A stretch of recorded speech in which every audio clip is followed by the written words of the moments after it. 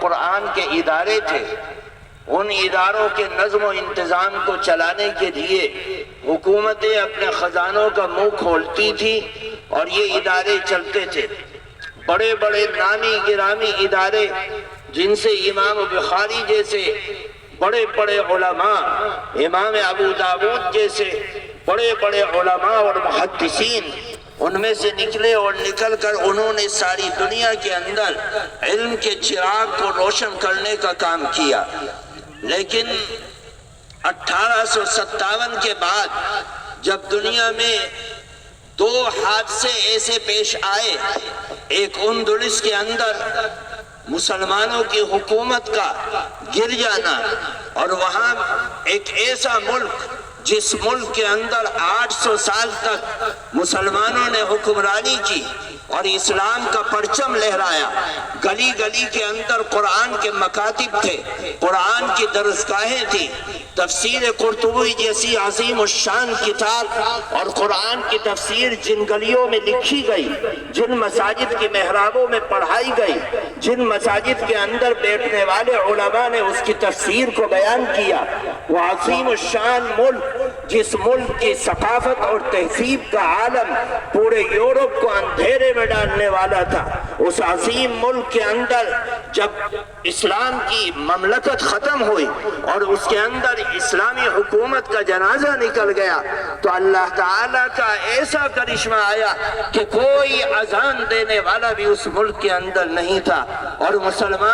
مسلمانوں کی ثقافت اور وہاں کی تہذیب اور مسلمانوں کا علم اور ہنر اور حرفت سب تباہ و برباد ہو گئی، اور مدارس و مکاتب کا جو جال پھیلا ہوا تھا اور وہاں کی مساجد کے اندر جو قرآن کی صدائیں تھی اور اذان کی صدائیں تھی وہ سب ختم ہو گئی۔ اسی طریقے سے ایک مملکت ہندوستان کے اندر تھی، ہندوستان کے اندر 900 سال سے زیادہ اسلام کا جھنڈا لہرایا اور بڑے بڑے علماء اور اکابر اس سرزمین پر پیدا ہوئے اور انہیں قرآن کے چرچے کو عام کیا، اسلام کی تہذیب و ثقافت کو پھیلایا۔ لیکن جب مملکت کے اندر انگریز کا تسلط ہوا، اس نے مدارس کی اینٹ سے اینٹ بجا دی، مکاتب کو تباہ و برباد کر دیا، اسلام کی بے خونی کر دی، علماء کے جنازوں کو دفنانے والے ختم ہو گئے اور ان کے مسائل کو بتلانے والے ختم ہو گئے، قرآن کے اوراق کو جلا دیا گیا، قرآن کی تہذیب کو کھرچ کر پھینک دیا گیا اور اسلام کے نظام کو تباہ و برباد کر دیا گیا۔ میرے دوستو، ان دو مملکتوں کے ختم ہونے کے بعد جب مکاتب و مدارس کا جنازہ نکل گیا اور اسلام کو نقصان پہنچنے لگا تو ہمارے اکابرین نے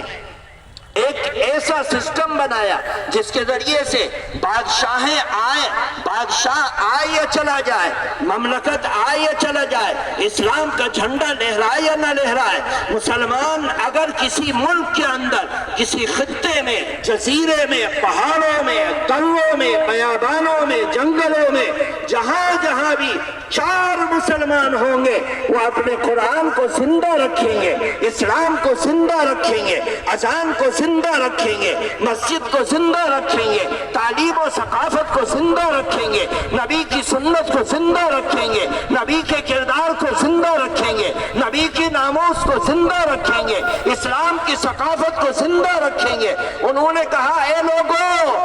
بادشاہ آتے ہیں، ان کے خزانوں کو لوٹ لیا جاتا ہے، ان خزانوں سے چلنے والے مکاتب تباہ ہو جاتے ہیں، مدارس کی درسگاہیں سونی پڑ جاتی ہیں۔ آؤ ایسے ملک کے اندر، ملک کسی کا بھی ہو، نظام کسی کا بھی ہو، قانون کسی کا بھی ہو، دستور کسی کا بھی ہو، تعلیم کسی کی بھی ہو، لیکن مسلمان اپنے پیسے سے، اپنی حلال کمائی سے، مزدوری کر کے، محنت کرنے والا محنت کر کے، جفاکشی کشی کرنے والا جفا کشی کر کے، ہل چلانے والا ہل چلا کر، جس طریقے سے بھی کوئی اپنے گھر کے اندر 10 روپے لے کر آ رہا ہے، وہ 1 روپیہ بچا کر اپنے قرآن کی درسگاہ کے حوالے کرے گا، تاکہ ہمارے بچے قرآن کے قاری بنے، قرآن کے عالم بنے، قرآن کے سمجھنے والے بنے، قرآن کے مفسر بنے، نبی کے حدیث کے محدث بنے،